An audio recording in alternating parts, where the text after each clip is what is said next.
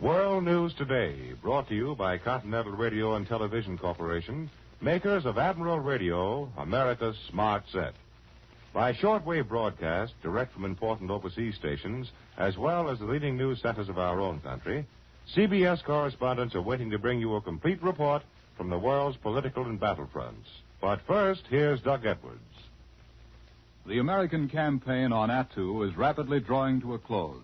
The Navy announces that the largest Jap force on the Aleutian Island has been annihilated, and Tokyo has already admitted final defeat there. The Allied air offensive has continued over Western Europe and the Mediterranean, and in North Africa, Generals de Gaulle and Giraud are meeting for the conference to unify all French Empire forces. In Russia, bitter fighting is raging in the Kuban region of the Western Caucasus. But now, for news of the air warfare and the campaign against the U-boat, Admiral Radio takes you direct to CBS London. John Daly reporting. Hitler, the architect of the fortress of Europe, forgot one thing. He forgot to put a roof on his fortress. That one factor, more than any other, will mean the destruction of Hitler's new order that was to last 1,000 years. Yesterday, the head of Britain's bomber command, Air Chief Marshal Harris, said that the bombing Germany has had is chicken feed compared with what she's going to get as long as she persists in her aggression. Hardly had he spoken when the United States 8th Air Force and the RAF smashed into Hitler's fortress of Europe to prove it. In destructive raids announced last night, our fortresses and liberators struck at Saint-Nazaire, Rennes, and La Police in the greatest daylight blitz of the war. Hard upon the heels of our heavy bombers, the RAF last night found a new target in Germany. The new target is Wuppertal, home of giant IG Farben Industry chemical plants and numerous other war factories. It has just been announced this minute that more than 1,500 tons of bombs were dropped on Wuppertal, starting tremendous fires. 33 bombers are missing from the raid. At the same time, in the one war arena in which Hitler has been able to boast of some success in recent months, the Battle of the Atlantic, the RAF Coastal Command got in a good stiff body blow. It was announced today that Coastal Command bombers have definitely destroyed 5 German U-boats in 10 days. We have been told repeatedly in the last few days that the United Nations are winning the Battle of the Atlantic. Last night, even the Germans indirectly admitted it. One of Goebbels' ace spokesmen told the German people that the U-boat war is a permanent race between the development of weapons of attack and defense, and therefore ups and downs must be expected. That, said the German spokesman, is why our U-boats are not finding so many victims these days. Air Vice Marshal Joubert, Inspector General of the RAF, yesterday described the German armed forces as a 3-legged stool. The Army leg, he said, was shaky, the Air Force leg cracked, and the U-boat leg as good as broken. You are all familiar with the Spanish and Axis propaganda campaign crying for an end to bombing on humanitarian grounds. Well, this morning, children were going to a Sunday school in a harmless small town on England's southwest coast when 7 German fighter bombers flew in from the sea. They thoroughly machine-gunned the town, besides dropping bombs. All the children managed to come out of the raid alive. At least it's thought they did. The humanitarians lost 3 of their fighter bombers before they got home. Now back to CBS New York and Doug Edwards. More news in just a moment, but first here's Warren Sweeney with a word from Admiral Radio. Our men of the Merchant Marine can tell you only too well how it feels when the thick blanket of fog closes in, particularly among the icebergs of the North Atlantic. It's a feeling of utter helplessness. Men on watch listen to the constant blare of the foghorn, hoping to catch warning echoes. At night, searchlights struggle to pierce the gloom. Speed is held to a snail's pace, yet at any moment may come the grinding crash of a ship striking an unseen iceberg. Such disasters, with their loss of ships, cargoes, and lives, will soon belong to history. For radar, built by Admiral, already performing so many miracles for America at war, will soon eliminate one of the greatest hazards at sea. Unhampered by fog, storm, or darkness, radar will detect icebergs in plenty of time to avert a crash. No blaring foghorns, no position-revealing searchlights need be employed. And best of all, American ships equipped with radar can safely plunge through fog at full speed. In turning off radar for Uncle Sam, Admiral workers are merely doing familiar tasks in a bigger, better way than ever. In peacetime, the world's largest manufacturer of radio phonograph combinations with automatic record changers, today Radar is America's smart set built by Admiral. Now here once again is Doug Edwards. In the North African war zone, Allied bombers have again raided the Italian Mediterranean islands, and General de Gaulle is now meeting with General Giraud to complete arrangements for French unity. For a direct report on these developments, Admiral Radio takes you now to CBS Algiers' Winston Burdett reporting. At noon today, a Lockheed Hudson transport plane circled over a tiny airfield in North Africa. On the field were General Giraud, French Commander-in-Chief, various members of his staff, a guard of honor, a battery of photographers, and a flock of correspondents. The plane taxied over to where everybody was waiting, and out of it stepped General Charles de Gaulle. At last, he was here. De Gaulle and Giraud saluted, shook hands, and strode solemnly across the field to review the guard. The formalities were stern and simple. The two poker-faced generals rode back together to Giraud's headquarters. And so, rather unobtrusively, the leader of the fighting French movement arrived in North Africa. Algiers is now the capital of fighting France. You may have heard that there's a ban on public demonstrations of any sort in North Africa. Nevertheless, around 4 o'clock this afternoon, several thousand Frenchmen just happened to be standing around in a park in the center of Algiers. They had heard that de Gaulle was coming to lay a wreath on the monument of the unknown dead. Children climbed into trees to get a better view. And when de Gaulle finally appeared, the crowd burst through the police cordon, flooded the park, shouted Vive la République and Vive de Gaulle. They really let go. A little later, General de Gaulle received the press. He spoke of the union of all French forces and of the new Central Committee which is to be set up in order to realize that union. This committee, he said, must have 3 characteristics, and I quote him, "It must be physically and morally capable of directing France at war. Morally, because it is important that the men with power should be worthy to lead. You know what I mean. Secondly, its power should be based on real French sovereignty. The Allies should be able to deal with men who are upright and proud. And thirdly, he said, the committee must act in harmony with the mass of the French nation." And he added, "It would be impossible to build something with which the French people are not in accord." General de Gaulle spoke with the air of a man who knew precisely what he wanted. I return you now to CBS in New York.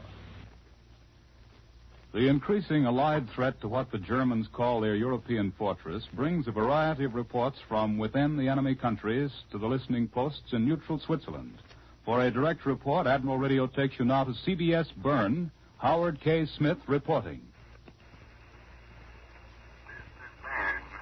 While the Axis and its fighting friends in Madrid have this week suddenly discovered that air bombardment is inhuman, today in the mountains of Yugoslavia, German bombers have razed 4 undefended villages to the ground.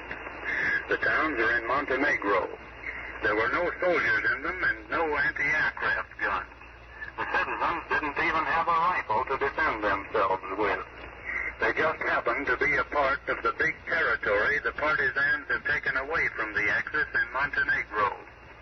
On one of the towns, named Schabolyak, the Germans dropped 40,000 pounds of bombs, and that is 10 pounds of explosives for every person in town.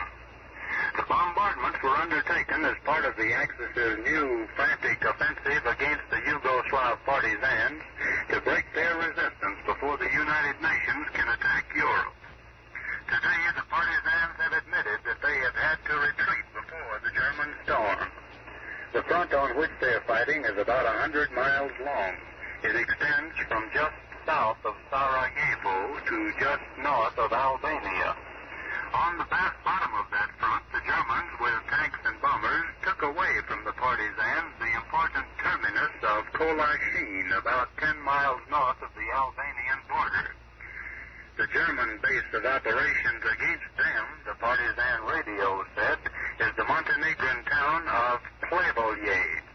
And they begged the Allies to send a few planes over Plevolje with bombs, preferably big bombs, just to let the Germans know that the partisans are not the friendless peasants they sometimes claim to be. The partisans believe believe they can take any town or city in Yugoslavia with air support. Today, in fact, their forces stand just 20 miles outside the Italian port of Fiume. In 2 years of guerrilla fighting, the partisans have carried offensives to within 10 miles of the Croatian capital of Zagreb and into the outskirts of Banja Luka. But each time they've turned away from the big cities because they haven't got the bombers. They're hoping, though, that someday the Allies will send bombers. And if they do, the partisans think they can take their country away from the Axis with very little additional help. I now return you to New York.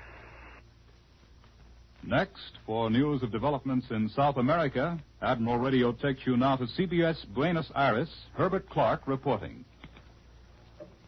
CBS Buenos Aires. President Ramon Castillo decided this week that the Argentine Congress should open its regular 1943 session on June 8th. That decision and the choice of the date are two more indications that Senator Robustiano Patron Costas will be named to succeed Castillo at next September's presidential elections. Patron Costas became the Crown Prince last February when Castillo picked him as a guarantee of the continuance of present policies. The presidential wishes have been respected by all factions of the conservative political machine. And Patron Costas will be formally named the rightist candidate on June 7. Liberals had planned to choose their candidate on June 8th, but those plans were upset when Castillo selected the date as the occasion of his report on the state of the nation.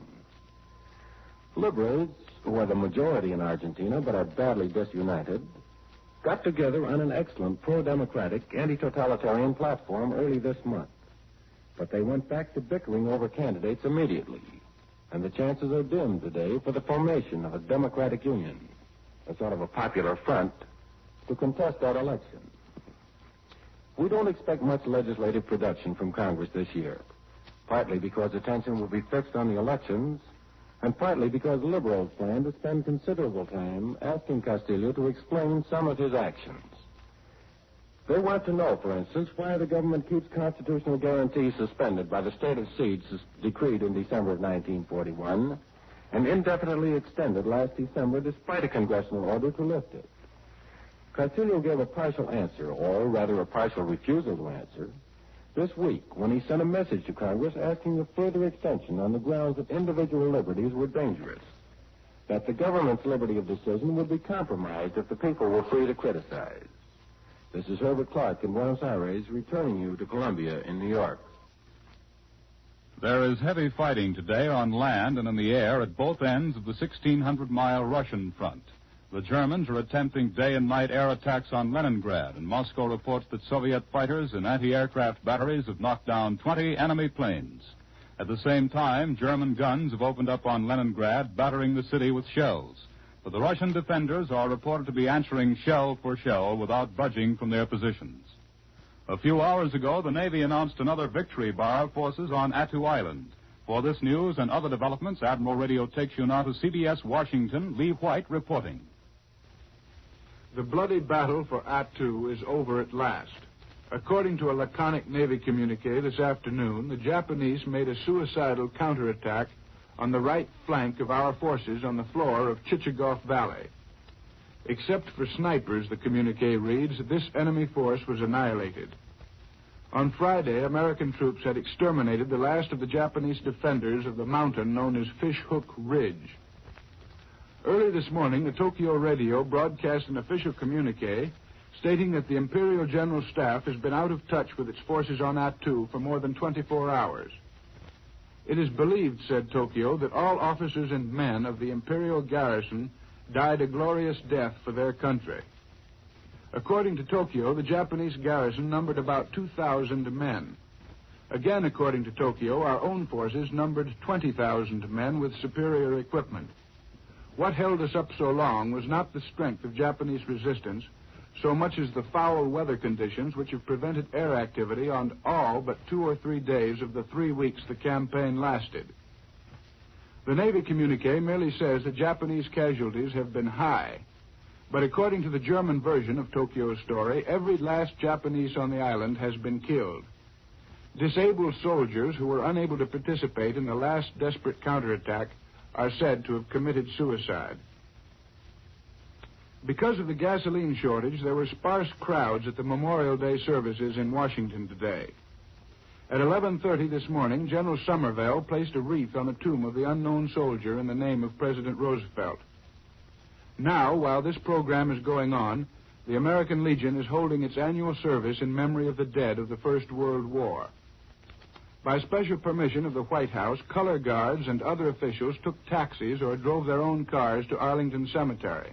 But the majority of the Legionnaires presumably walked.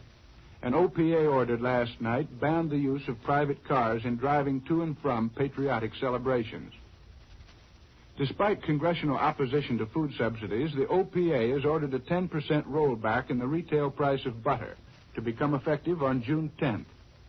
The average saving to consumers will be 5.5 cents a pound. Rollbacks in the price of meat and coffee are expected shortly, and the total subsidy expenditure on these three items alone will come to $400 million a year. I return you now to New York. On the Far Eastern fighting front, Chinese dispatches say Generalissimo Chiang Kai-shek's troops have captured Yuyang Quan, which is 35 miles south of Yichang. This town has been a focal point in the Jap offensive up the Yangtze River toward Chongqing. There was another air raid alarm in Chongqing this morning, the second in as many days. But as yet, there's no indication that Jap planes attacked at any point in the province. And now, for an analysis of the new Japanese drive in China, here is Columbia's military analyst, Major George Fielding Elliott. It is not yet clear whether the Japanese offensive in the upper Yangtze Valley is really a major drive aimed at the Chinese temporary capital at Chongqing. Latest Chinese dispatches tend to play down this theory, but from other sources the situation is reported as potentially serious. Certainly in advance from Yichang, the Japanese base highest up the Great River, all the way to Chongqing, would be a formidable operation. The greatest difficulty would be that of supply. The river itself must be the main Japanese supply line. The railways would be of little assistance, since the Japanese do not control either the northern or the southern main lines, which reach the river at Hankow. An enormous number of river craft would be needed and would have to be kept in constant operation in order to supply a force which could hardly number less than 500,000 combat troops. Even if this could be done in theory, the front on which the Japanese would have to advance must be comparatively narrow. The farther the Japanese go from Yichang, the more their flanks will become exposed to Chinese attack. This has been the history of every Japanese attempt to advance from their present positions during the past 2 years. First comes initial success, as the powerful Japanese striking force moves out close to its base and after thorough preparation. Then comes increased Chinese resistance, as the Japanese get farther away from their bases. Finally, come Chinese attacks on the Japanese flanks and raids against their lines of communication. Invariably, this has produced the same result. The Japanese have had to fall back to their original positions, or at least to content themselves with minor and inconclusive gains. It may very well be that this process is now about to repeat itself on a somewhat larger scale in the upper Yangtze Valley. However, a new factor, that of air power, may be introduced if the 14th U.S. Air Force under General Chennault can be reinforced. That was Major George Fielding Elliott. Out in Pearl Harbor, our fighting men are closely watching developments in the battle against the Japs to the north and the southwest. For a report on our heroes who've seen action against the enemy and who are looking for more of it, Admiral Radio takes you to CBS Honolulu, Webley Edwards reporting.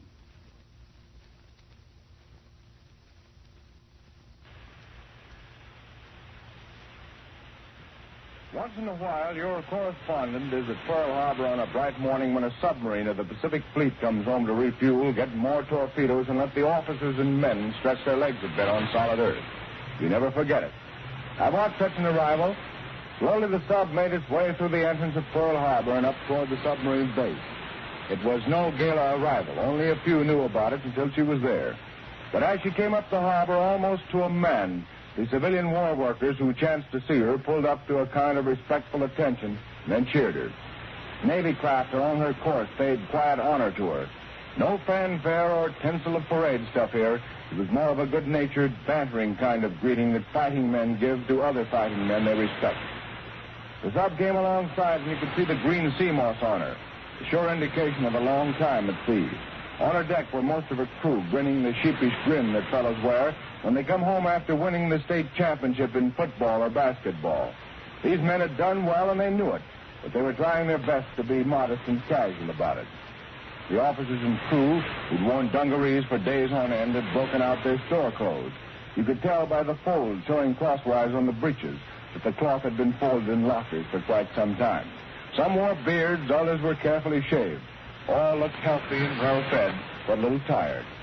There was a kind of a band on the dock. Most Navy bandsmen are busy fighting somewhere these days, but somebody had rounded up a drum and a trombone, a few cornets, and a big bass horn.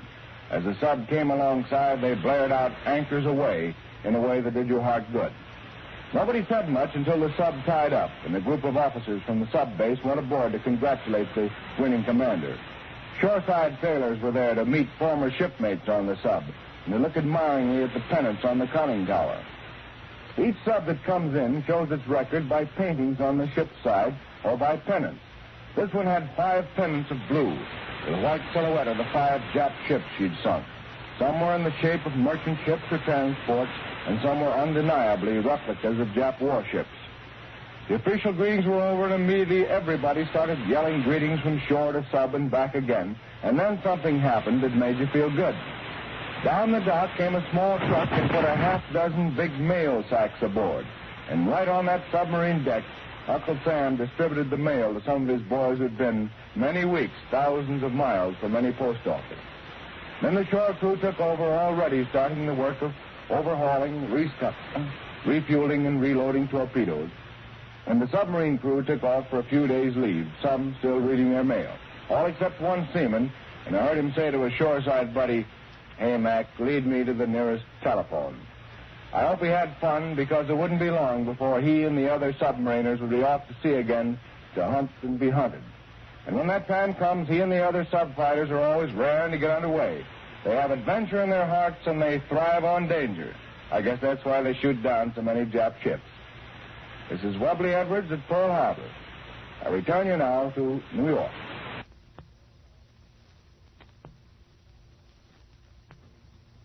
In the Southwest Pacific, General MacArthur's flyers have carried out the greatest number of sorties yet undertaken in a single day. They ranged more than 1,000 miles from Australia to bomb 3 islands in the small Sunday group. Off New Guinea, our Liberator bombers spotted a small Jap convoy, attacked it, and left a 5,000-ton transport smoking. 2 small warships and 3 more merchant vessels were in the convoy, which was last seen at Hansa Bay, which is midway between Wewak and Madang. Another Liberator scored damaging near misses on a 1,000-ton cargo ship, pulling 6 barges in the Banda Sea area, 700 miles from Darwin. And now, once again, here is Warren Sweeney with a message from our sponsor. How quickly can radar, built by Admiral, detect the presence and determine the range of an enemy ship or plane? Detection takes about as much time as it does to sweep the horizon with a pair of binoculars. Radar scans the sea and air with a focused beam of ultra-high-frequency waves that travel with the speed of light. When these waves strike a ship or plane, they bounce back, and thus the enemy is detected. But that's not all. Since these radio waves travel at a constant speed, 186,000 miles per second, the time required for them to travel to a reflecting surface and return provides a mean for determining the exact range or distance to the enemy target. Admiral-built radar translates this time into distance automatically, so it can be read much like the speedometer of a car. Thus, every move of the enemy ship or plane, as it approaches or retires, is constantly recorded before the eyes of the radar operator. Next week, Admiral will tell you how radar is helping to guard our coastlines against enemy attack. Another important assignment for this amazing weapon of war built by Admiral. Women of America, the WAAC is accepting enlistments today for the women radio operators, radio repairmen, and teletypewriter operators that are urgently needed by the armed forces to release men for active combat duty. Do your part in America's war for freedom by helping the WAAC and the Signal Corps get the message through. Go to your local U.S. Army recruiting and induction station today for full information. World News Today is brought to you each Sunday at this hour by Continental Radio and Television Corporation, makers of Admiral Radio, America's Smart Set. Be sure to listen again next Sunday when Admiral brings you World News Today by shortwave, direct from the leading news centers of the world. Warren Sweeney speaking. This is the Columbia Broadcasting System. The WBBM Air Theater, Wrigley Building, Chicago.